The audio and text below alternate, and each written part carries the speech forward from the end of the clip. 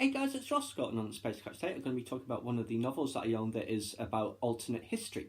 So what is alternate history? It's not exactly the same as sci-fi, but it's very, very similar. So it would be the Nazis win World War II, like say you see in the Man in the High Castle book and TV show.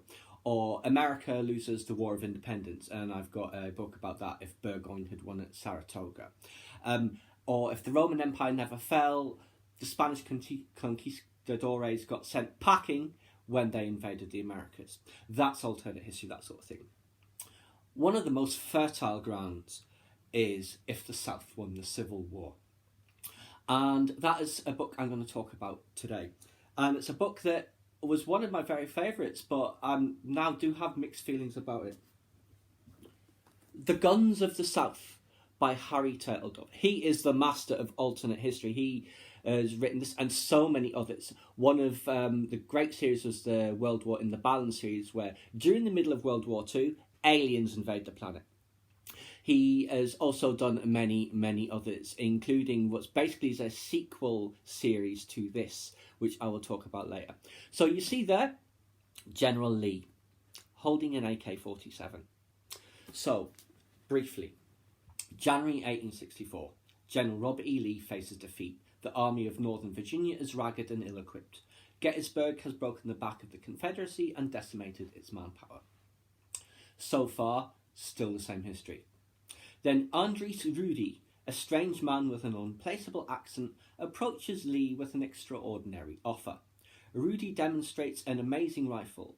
Its rate of fire is incredible, its lethal efficiency breathtaking, and Rudy guarantees unlimited quantities to the Confederates. And the name of the weapon is the AK-47. So basically, a bunch of Afrikaners from the 22nd century have travelled back in time to try and stop the fall of apartheid earlier in South Africa. And the way they're going to do that is by making sure that the United States loses the War of Independence. How do they do that? Bring back a load of AK-47s through whatever their time portal is, and the South will be able to decimate its opponents. And that's exactly what happens. All the historical figures are in here: Lincoln, Davis, Lee, Longstreet, you name it, Nathan Bedford Forrest, and all of that. So obviously the South wins the Civil War, and the US has to basically surrender. Lincoln loses his re-election bid. Davis completes his term. Lee is elected president after a very bitter campaign against Nathan Bedford Forrest. And they eventually find out that they have been manipulated by these Afrikaners from the future. And they're not happy about that at all. This is a point where, because it's been a while since I've read it, I'm a little hazy on exactly how that played out. My recollection is because they storm the Afrikaner base, the final weapons, books from the future, history books, technology, all that sort of stuff. Imagine, say, this iPad or laptops, all that sort of thing, back in the 1860s. They wouldn't even know what to do with it, never mind replicate it. It'd be like magic tech to them. But by seeing the various books and stuff, because in our history, I think he dies in about 1871, I think, described as a broken man, as he well should have been for being a traitor. But in this, because he lives, he becomes president. He doesn't have those stresses and health problems brought on by the defeat, so he's going to be able to live his life.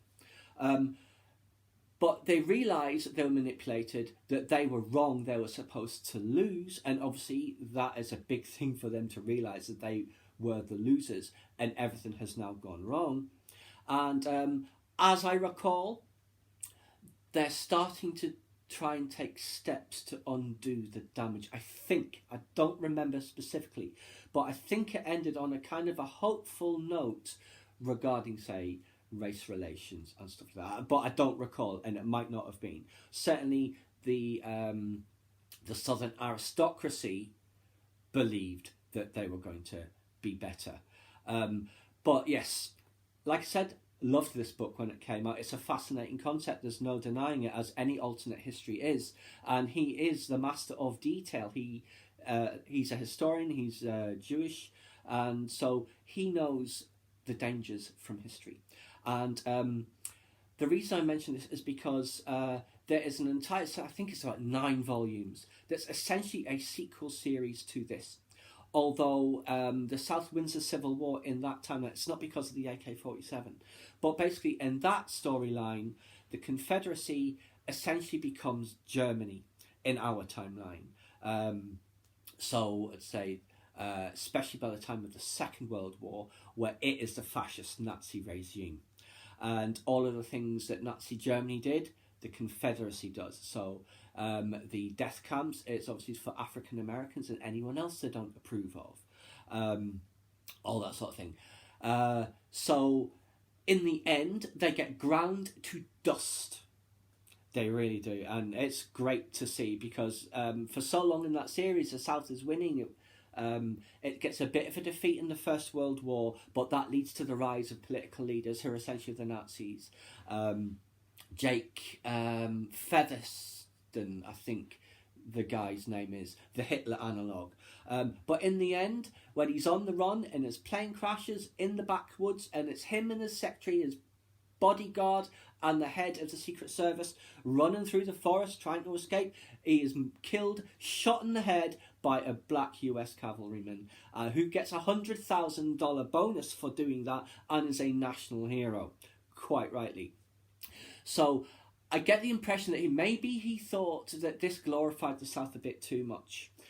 So in that series, and it's like 9 volumes, I think it's American Empire, or it's like 3 volumes, 3 trilogies in a row, something like that.